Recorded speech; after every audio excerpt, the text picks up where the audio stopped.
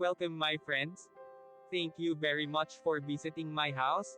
And sorry, the other parts of my videos, camera, are replicating, blur, or bright, because it's my time that I did it on purpose so that other people who pass by on the walking street in Balibago won't expose their faces too much.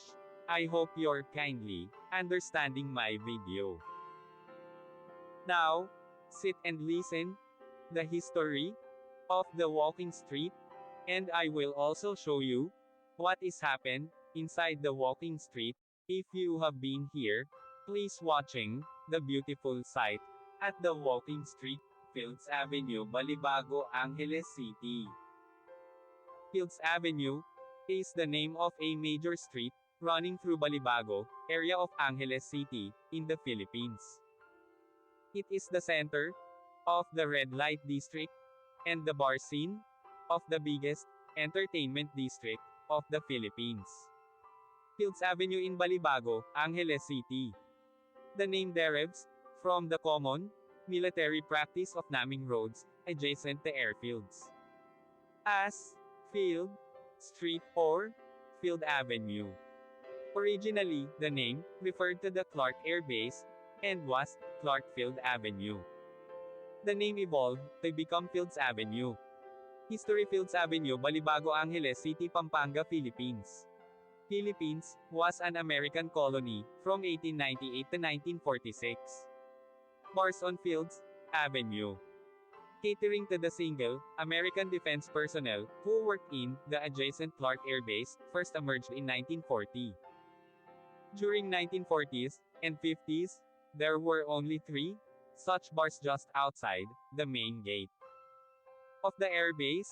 By early 1960s, the Fields Avenue developed as a street line with several bars. From November 1955 to April 1975, America fought Vietnam War. As the number of American troops in this war grew, more and more forces were deployed at Clark Air Base or routed through it. This led to a pro-life ration of bars, live bands, and prostitution, the latter mostly by young Filipino women, most of them either teenagers or 18 hanggang 55 years old. By the 1970s, there were more than 150 bars and prostitution joints along Fields Avenue. This led to a mushrooming of related ancillary industries in the vicinity, namely music bands, hotels, doctors, hairdressers, and money exchange transfer services.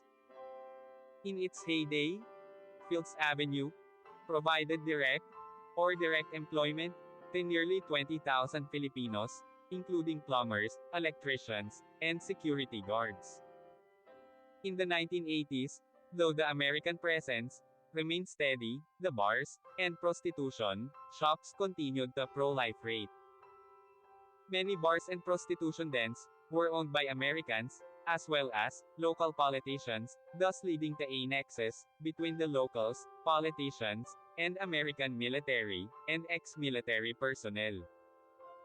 With the withdrawal of American Defense Forces from Clark in 1993, many of these establishments changed hands, but continued to do business. As Clark was turned into a Special Economic Zone, SEZ, these bars and prostitution joints changed their clientele to suit their new customers, Japanese and Korean businessmen. Restaurants serving food from these countries began to appear, and signboards in these languages were put up. The period from 2000 hanggang 2010 saw further expansion of these joints, as the area was relabeled as an entertainment district. While prostitution was officially banned, girls working here were simply redesignated as guest relations officers (GRO), and prostitution continued in practice. Since then, bars and prostitution joints have continued to proliferate and expand. The extent of these establishments has continued further on both sides of Fields Avenue, and many smaller streets of Fields Avenue also sport smaller such establishments. In 2010, a section of Fields Avenue, at the end where it meets the MacArthur Highway was named as Walking Street, mimicking Walking Street in Pattaya.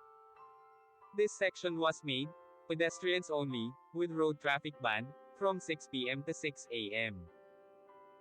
People arriving by air either take a taxi, direct to hotel, or a jeepney, to Main Gate Jeepney Terminal, located between the North SM Mall, Fields Avenue to South, and Bayanihan Park to East.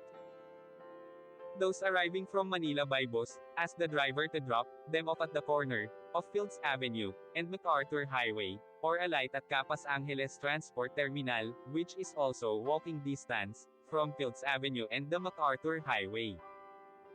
The presence of family-oriented activities on the other side of Fields Avenue, namely shopping malls, as well as activity centers in Clark Air Base, has led to a neat separation between the two. Fields Avenue tends to cater more to single foreigner men.